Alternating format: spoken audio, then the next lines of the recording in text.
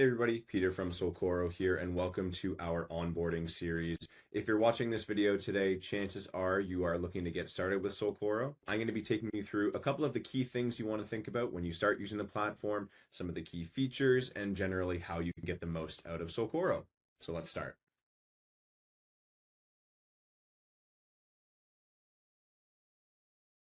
When you first log into Solcoro, you're going to be prompted to create your first integration. Integrations are the way by which we connect to Jira Cloud sites, where we then run scans and pull all of the configuration metadata that powers the reports and information within the platform itself. So let's go ahead here and create our first integration together. I'm just going to call this Solcoro. You can optionally add a description. This toggle at the bottom allows you to select whether or not the Jira site you are integrating to is owned by you, or you are an admin on that site, or if it is owned or administrated by somebody outside of your organization. For now, I'm going to leave this selected as my company, and we can go ahead and click Next.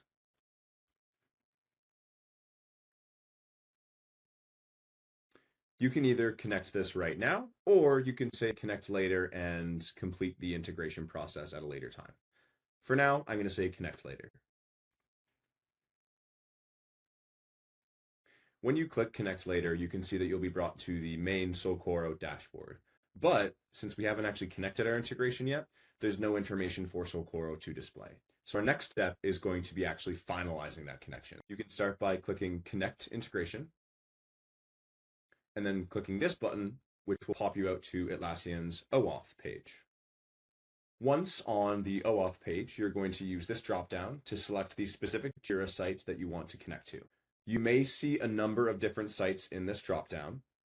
You are not necessarily going to be an administrator on every single one of these sites. You'll only be able to finalize the connection to a Jira site if you are an administrator on that site. So for this scenario, I'm going to select one of the sites that I know I'm an administrator on, and you'll click Accept. It shows that the connection was successful, so you can go ahead and close this window. You'll then be prompted to confirm your selection, and you'll see that as soon as you confirm the site you want to integrate to, Solcoro will automatically run a baseline scan for you, so no need to manually run your first scan. If we click the refresh button, we'll see that it's now running. Once the scan is complete, you'll be brought to the Solcoro dashboard. Now let's actually go ahead and create a second integration in this environment. You're going to click the integrations button on the left-hand navigation. And you'll see in the top right, you have the option to add an integration. You'll see a familiar window pop up. This is where you enter additional information about what that integration is. But on this integration, I'm going to click that this is a client company, so an environment where I am not an admin. When you click Next, you're going to be prompted to enter a little bit more information here and click Next. You'll once again be prompted to connect your integration. However, once again, I'm actually going to click out of here. Now recall when I was creating this integration, I selected that this was a client site, not my own site. What you can explore here is how you connect to a site on which you are not an admin. Click the three dots in the top right of your new integration and say Manage External Connect Link. Click on the Generate External Connect Link button, copy this link, and in the scenario where you want to share this with a customer or a client, you can simply send this link across to them. In my case, I'm just going to open this in a new tab. And now think of this as if I am performing these actions from the customer side. So as the customer, this is the screen I will be brought to. I can then say begin process, and you're going to connect from the customer side. You'll notice that we're popped out to the same Atlassian OAuth page, where your client or customer can then select the site that they're giving you permission to integrate to. Accept. Once again, the customer will be asked to confirm their site selection. Once the site selection is confirmed, the customer will also be able to define the length of time for which this integration remains active. You'll see that we have several different options, and in this scenario, I'm just going to leave this integration live indefinitely. As the customer, you can then say continue to management panel, And I always recommend that customers bookmark this page in their browser because this is the page the customer can come to at any time to manually revoke their integration. If we go back to the integrations page, what you'll notice is that that new integration I configured, Solcoro's new client, is now showing as connected, and it's been connected from external or from that external connection link that we just experimented with.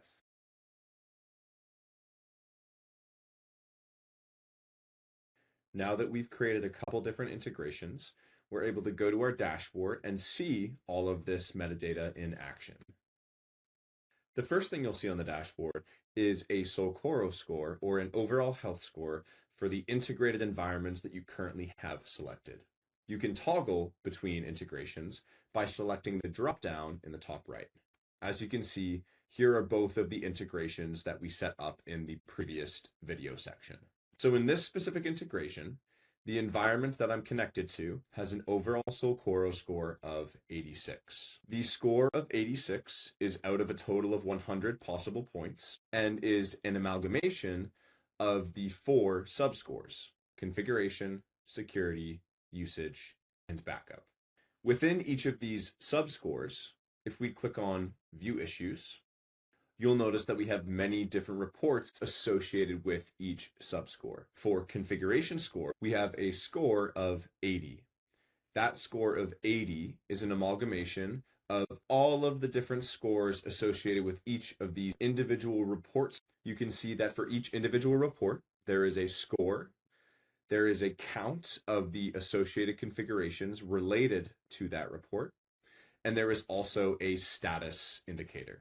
Each column can be sorted ascending or descending, so you can help visually prioritize the first issues that you may want to tackle within the integrated environment. The status column indicates Solcoro's recommended first actions within the integrated environment. You are able to click into each report where you'll find additional information about what the report is, why this report matters, and specific configuration related information about these items within your Jira environment. You'll notice that in the left-hand navigation, you are able to click through each different subscore: configuration, security, usage, and backup. If you navigate to the All Scores page, this is your one-stop shop to be able to navigate through all of the different reports that we currently have available in Solcoro. If we navigate to the Scan Summary page, you'll notice that we provide some additional environment details, such as project count by type and count of different types of configurations. If we navigate back to our dashboard, this is where you will also be able to initialize an additional scan. Make sure you have the correct integrated Jira environment selected from this dropdown. And when you are ready, you can simply select Run Scan, and a new scan will be initiated on the selected environment. Once again, you can click on the refresh button to check the status of your scan. And once the scan is complete, you'll once again be brought to the dashboard. You'll notice that now that we've run a second scan, we have multiple data points on our Solcoro score history line graph. That is, configuration data in your integrated Jira environment changes over time. Your scores will change, and the score history graph will show visual indicators of how your environment's health has changed over time. On the scan summary page, it is also possible to manually switch between each individual scan. By selecting the scan dropdown in the top left, you'll be presented with a history of different scans that you've run. You can view older or newer scans simply by selecting the one you'd like to view. You're also able to export the entirety of your scan in a couple of different formats. Click on the Export button on the Scan Summary page, and you'll see that you have the option to export as both a JSON or an Excel file. Exporting to JSON can be a great option if you're looking to potentially feed the scan summary data into an LLM. Exporting to Excel is also a great option if you're looking to do some manual review and remediation of issues within a Jira environment. If we navigate to a specific score section, so let's say usage score, you'll also notice that if we click into an individual report itself, you'll have the option of downloading this report, and it will download as a CSV that you will also be able to review.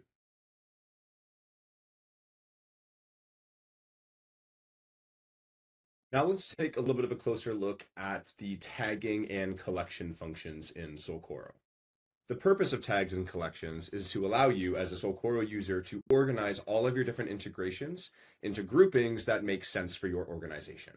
If you navigate to collections in the left-hand sidebar, you'll notice that in your environment, if you've not yet created custom collections, you will currently just have the default workspace collection. Every integration will live in the default workspace until you create new collections and move integrations into those new collections. As you can see, I've already created one new collection called pre-sales. Let's go ahead together and create another new collection. Click Add Collection in the top right, enter your desired name, and click Next. I'm going to go ahead and select a few of my integrations here. Click the Move arrow, and you'll see that the integrations move across to my new collection. You'll then have the option to add additional users to this collection. This means that they will be able to access this collection and also view the integrations that are part of this collection. Once we create different collections in our Solcoro environment, we can then navigate to integrations, select the third icon in the top here, and we can now use our collections to navigate between different groupings of integrations. Simply click your desired collection on the left, and you'll see all of the different integrations that we've just organized. In addition to grouping integrations into collections, we also have the ability to add tags to integrations. Click the three dots on the right-hand side of your integration, then select Edit. In this new pop-up window, you'll see the option to search for existing tags, or if you type in the tag you want to create, you can then add a new tag. In this scenario, I'm going to add an automobile option and create a new tag. You can then click Save, and you've now added that tag to your integration. If we navigate back to our tab integration view by selecting the middle icon here, we'll see that our collections are listed on all of our integrations, as well as that tag that I just created for Custom Cars Limited. In the different filtering dropdowns in the top here, you'll notice that we have the option to select different metrics that we want to filter our integrations on. For instance, if I wanted to filter on the tag that I just created, I can open this menu here, select Automobile, and only my integrations that have the automobile tag will now be shown. If I remove the tag automobile, you'll see that all of the integrations now reappear. And let's test out filtering by status. I want to show all of my connected integrations that are owned by me, or connected internal integrations. I can see that at this point, I only have one connected internal integration.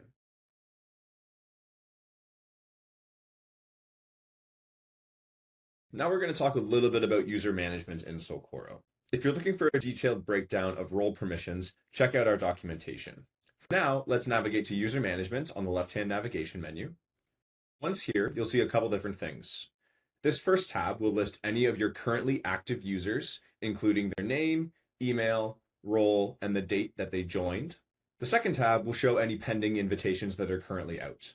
I currently don't have any existing invitations, so let's go ahead and try and add a new user. You're going to click on the Invite Users button in the top right. In this pop-up window, you can enter the emails of all of the individuals you'd like to invite. Once you've entered their emails, click Continue. This next window allows you to designate Solcoro access on a per-user basis. Let's start with JP. I want JP to be a fellow admin, so I'll click Admin.